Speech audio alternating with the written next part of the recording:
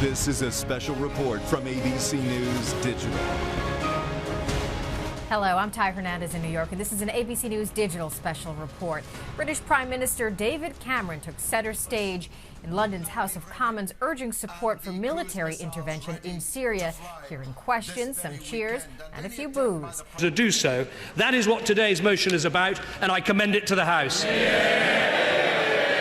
Calm and patience are required.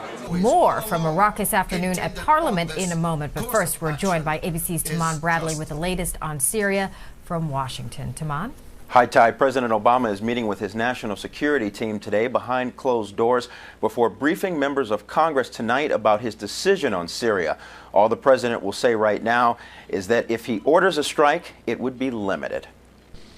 As President Obama weighs a possible attack on Syria, his administration is scheduled to brief members of Congress by phone today on the situation. It's also expected that the administration will seek to build public support for action, releasing in the next day or so a comprehensive intelligence report justifying military action against the Syrian regime in response to an alleged chemical attack it launched against civilians. The president told the PBS NewsHour he wants to send Bashar al-Assad a strong but measured message. I have no interest in any kind of open-ended conflict in Syria, but we do have to make sure that when countries break international norms, that they are held accountable. UN chemical weapons inspectors in Syria headed out for another day of investigations. UN Secretary General Ban Ki-moon wants the United States and its allies to wait for the inspectors' report before a military strike. They will come out of Syria by Saturday morning. And there are reports out of Syria that military installations and government buildings have evacuated in the capital as the country prepares for a possible attack. Ty? And Taman, today brings more legal questions. Has President Obama put forward his justification for a possible attack in Syria? What's really interesting, you saw that vote going on today in the Parliament. What the president is saying is that he is sure, the administration is positive that those chemical weapons were used by the Syrian regime on civilians. And the president is arguing that those chemical weapons pose a threat to U.S. national security. That was the same basis that the Bush administration made, argument that the Bush administration made back in 2003 before the invasion of Iraq. Now, Taman, what's the latest from the administration on the president's decision-making process? We know that the U.S. has possibly urged the investigators to come back home, perhaps paving the way for an airstrike. Yeah, it does seem that President Obama is not waiting for those UN investigators. All we know right now is that the White House is saying that the president has not made his decision, but it looks like the president will decide whatever he's going to decide without waiting for the UN, although U.S. allies do want the president to hold off and wait. And what about Congress? The members of Congress have been pushing pretty hard for the White House to more formally present its case. Will they get what they want? Well, some of them are probably not going to be satisfied at all with the case that the administration makes. Now, the president today is going to brief them. There will be classified briefing and there will be unclassified information that goes out there. But some people want the president to get congressional authorization for any type of military attack. But of course, that is unlikely. Congress is not even in session right now. Some members want Congress to come back to get that authorization. All right. ABC's Taman Bradley in Washington. Thank you for joining us. Now we go now to London, where ABC's Nick Schifrin's been monitoring the debate both inside the Parliament and across the UK. Good afternoon, Nick. Hi, Ty. How are you? All right, good. So we've seen some passionate exchanges today in the halls of British power. If the U.S. decided to strike, say today, where do we know or where do we think the Cameron government stands?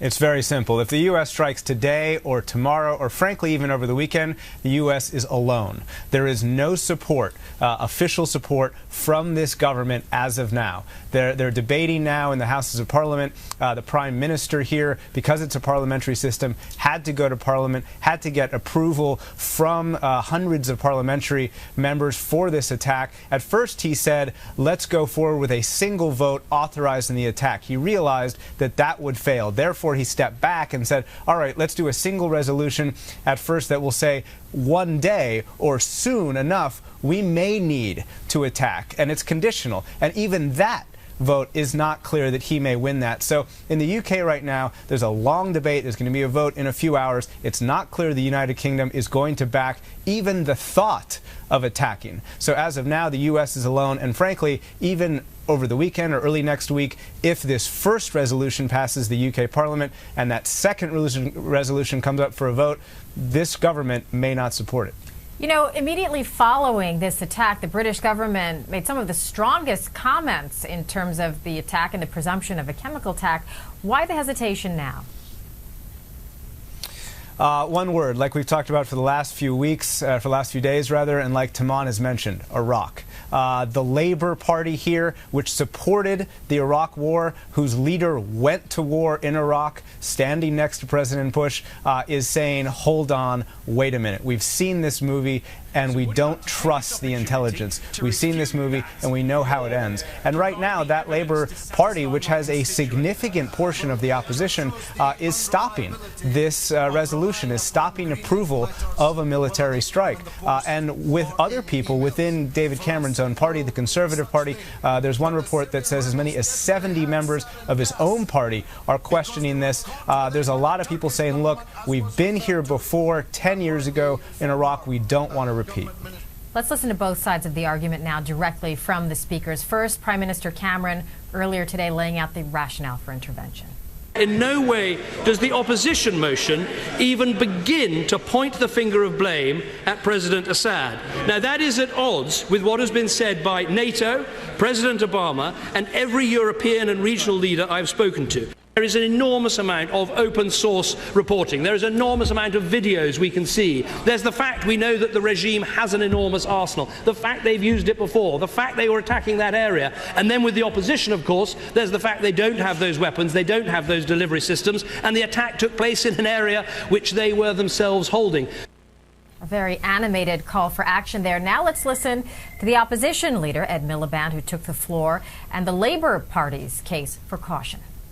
I think we need to gather further evidence over the coming days. That is part of persuading the international community and people in this country of President Assad's culpability, and I think that's important. Any reckless or irresponsible action could lead to full war in that area, and we have to understand from previous conflicts that war is not some sort of hokey-cokey concept. Once you're in, you're in. For this House, it is surely a basic point. Evidence should precede decision, not decision precede evidence. So, Nick, the call there for more intelligence, we know that the UN inspectors there may have a report within days, or it may take them longer, but no matter what they conclude, they are not looking at who did this. They're just looking at whether it happened. Would that be enough to satisfy the Labour Party? No, I don't think it will be, which is why the British government took a rather unusual step of putting out its intelligence report earlier today. And part of it reads that the regime has used chemical weapons on a smaller scale on at least 14 occasions in the past, and that's a number we actually hadn't heard before. And this intelligence report concludes there is some intelligence to suggest regime culpability in this attack last week. These factors make it, quote, highly likely the Syrian regime was responsible. That's the British government's best case for war, and that, in addition to the fact that we don't have UN evidence yet, means that all of these opposition, hundreds of opposition lawmakers in Parliament right now are opposing this, and David Cameron might lose this vote tonight. Now, you heard the Labour head there, David Miliband, speak about how they needed to wait for the UN. We may get a little movement on that thanks to Saturday morning. The UN inspectors may leave. The UN will put out some kind of statement or some kind of assessment, presumably over the weekend, but even that is challenging the White House's schedule. You know, at the earliest, we're talking about a second vote in the UK Parliament over the weekend, maybe early next week, and the White House seemed to have been beating the drum toward war coming a strike, you know, today, tomorrow, or at the latest over the weekend. Okay, so let's now turn and look at the French. They played a larger role in the military campaign in Libya. Where do they stand on Syria right now?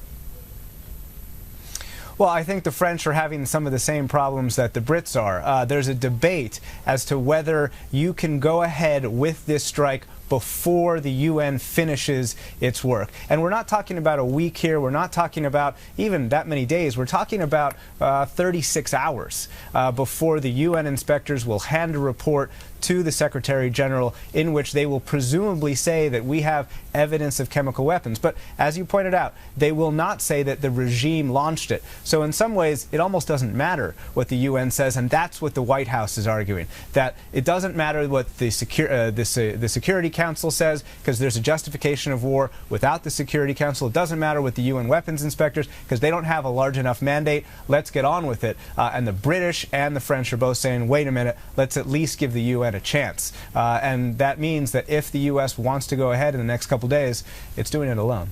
Yeah. How badly does the president want the support of these Western allies? Well, I think the only people who can answer that are sitting in the White House right now. But he has said very publicly that he doesn't want to do this alone, and that he wants the support of his allies, and he expects the support of his allies. And also, it's interesting to talk about Libya in this example. We're talking a lot about Iraq, but with Libya, the president worked very hard to get the support not only of the British and French, who frankly led militarily the campaign, and that was a real stretch for them militarily, but he also had the support of the Arab League. He had the support of Qatar and Saudi Arabia, and Qatar itself actually sent fighter jets over to Libya to help this campaign. Right now, he had some Arab League discussion yesterday about how the Assad regime was culpable in the attack, but the Arab League did not endorse any kind of military action. The British are now stepping very far from endorsing military action, and there's no explicit endorsement from the French president yet of military action. So right now, the president is much more isolated than he has said he always wanted to be, not only for this attack, but in the past with Libya as well. And the debate continues overseas. ABC's Nick Schifrin in London, thank you for joining us. And we're going to have more on the Syrian crisis as the day unfolds. More on abcnews.com as well. I'm Ty Hernandez in New York, and this has been an ABC News Digital Special Report. This has been a special report from ABC News Digital.